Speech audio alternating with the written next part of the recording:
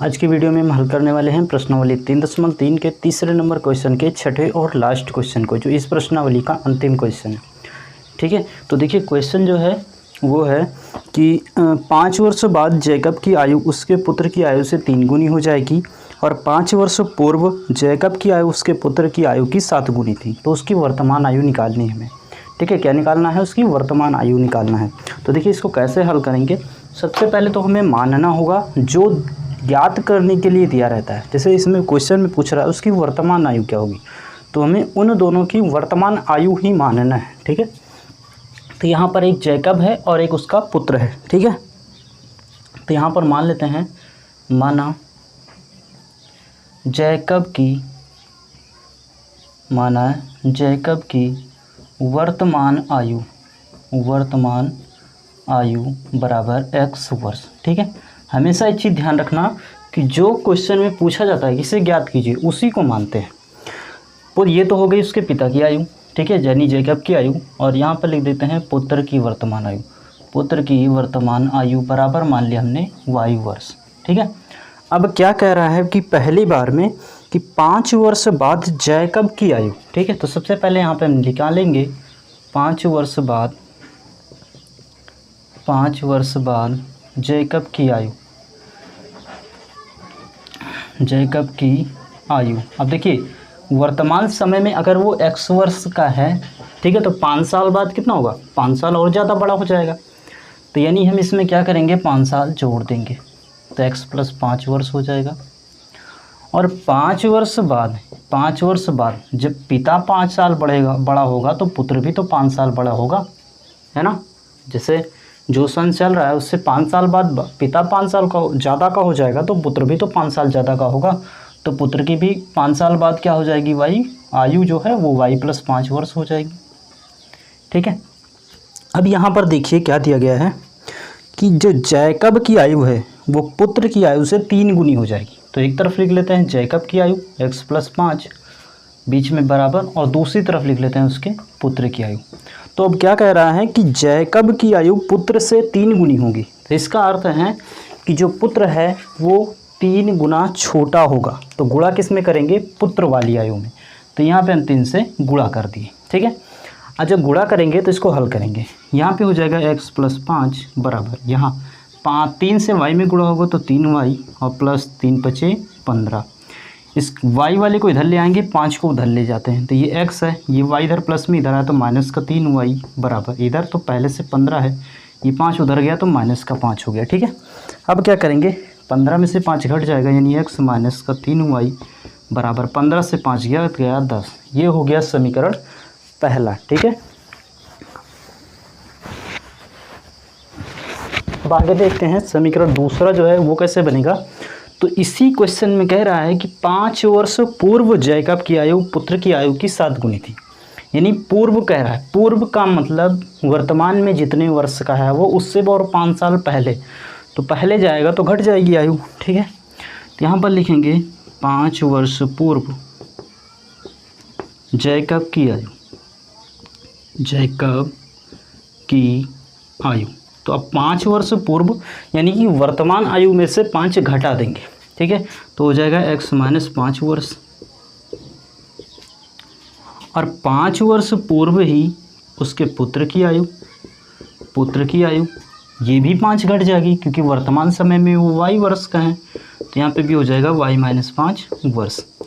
अब कह रहा है इसमें कि जो है 5 वर्ष पूर्व जैकब की आयु उसके पुत्र की आयु की 7 गुनी थी। ठीक है, तो एक तरफ लिखते हैं उसके पिता की आयु यानी x - 5, दूसरी तरफ लिखते हैं उसके पुत्र की आयु यानी y - 5। क्या कह रहा है कि 5 साल पहले इसका जो पुत्र था वो इससे 7 गुना छोटा था, तो 7 गुना छोटा था तो इसमें 7 से गुणा कर देंगे। ठीक है, क्योंकि बीच में बराबर लगा हुआ है, हमें बराबर करना है, इसीलिए जो छोटा रहेगा उसमें गुणा करेंगे। इसको हल करेंगे, यहाँ पे हो गया x - 5 बराबर 7 से गुणा कराएंगे तो 7y -7 × 5 = 35। इस y को इधर लेके आते हैं, 5 को उधर भेजते हैं तो हो जाएगा x, ये इधर आएगा तो -7y बराबर, इधर है -35, ये 5 उधर जाएगा तो +5 हो जाएगा। यानी और करें इसको तो x - 7y बराबर 35 में से 5 जाएगा बचेगा -30। ये हो गया हमारा समीकरण दूसरा। तो समीकरण दोनों हमें मिल चुके हैं। अब हमें हल करना है प्रतिस्थापन विधि से। ठीक है, किस विधि से हल करना है हमको? प्रतिस्थापन विधि से। तो देखिए हम एक काम करते हैं, समीकरण 1 को हल करते हैं। यहाँ पे हल करते हैं समीकरण 1 से।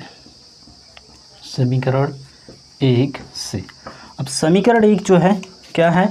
x माइनस 3y बराबर 10। यहाँ से हम x का मान निकालेंगे, x माइनस 3y बराबर 10। हल करेंगे इसको, तो ये जो 3y है इसको उधर भेज देते हैं, तो x बराबर हो जाएगा 10 प्लस 3y, क्योंकि इधर माइनस में उधर गया तो प्लस का। x का मान आ गया 10 प्लस 3y। ये इसको ऐसे भी लिख सकते हैं, x बराबर 3y प्लस 10, आगे पीछे कर सकते हो। ठीक है, तो ये जो x का मान आया है इसी को उठा के हम समीकरण 2 में x की जगह रख देते हैं। तो यहाँ पर लिखेंगे x का मान समीकरण 2 में रखने पर, ठीक है। अब समीकरण 2 में रखेंगे तो देखिए पहले x माइनस 7, x की जगह कितना लिखना है?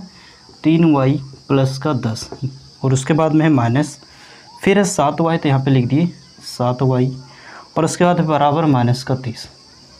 ठीक है, यहाँ पर हल करेंगे तो देखिए 7y में से 3y जाएगा तो बचेगा माइनस का 4y, बराबर इधर माइनस का 30 पहले से ही है, ये 10 उधर जाएगा तो माइनस का 10 हो जाएगा, यानी माइनस का 4y बराबर 30 और 10 जोड़ के हो जाएगा माइनस का 40। माइनस से माइनस कट गया, ये 4 इधर गुणे में उधर जाएगा बटे में, यानी y बराबर 40/4। अब 4 से काटेंगे तो 4 एक कम 4 और 4 था हम 40। ठीक है, तो यानी y का जो मान आ गया वो कितना आ गया? y बराबर हो गया 10। यानी जो पुत्र की आयु थी वो कितनी आयु थी? y ने माना था तो y का आ गया 10। अभी x यानी कि पिता के निकालते हैं, तो उठा के समीकरण को, यानी y का जो मान आया है इसको उठा के हम समीकरण 1 में रख देते हैं, क्योंकि समीकरण 1 थोड़ा आसान लग रहा है। ठीक है, तो यहाँ रखेंगे हम y का मान समीकरण 1 में रखने पर, समीकरण 1 में रखने पर। ठीक है, अब समीकरण 1 में देखिए y का मान रखेंगे तो पहले तो है x माइनस, उसके बाद है 3y, तो 3 गुणे y की जगह कितना रखना है? उसका मान, यानी कि 10, और उसके बाद में बराबर का 10, यानी x माइनस 3 धाम 30 बराबर 10। ये माइनस में उधर जाएगा तो प्लस का हो जाएगा, यानी x बराबर हो गया 10 प्लस 30, यानी x बराबर कितना आ गया? 40 आ गया, क्योंकि 30 और 10 जुड़ जाएगा तो कितना हो जाएगा? 40।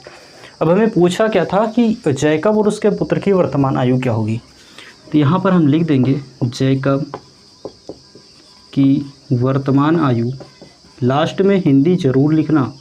ठीक है, वो जैकब की वर्तमान आयु बराबर कितनी आई? हमने x माना था, x का मान 40 आया, तो यह पर हो गई 40 वर्ष, और पुत्र की वर्तमान आयु,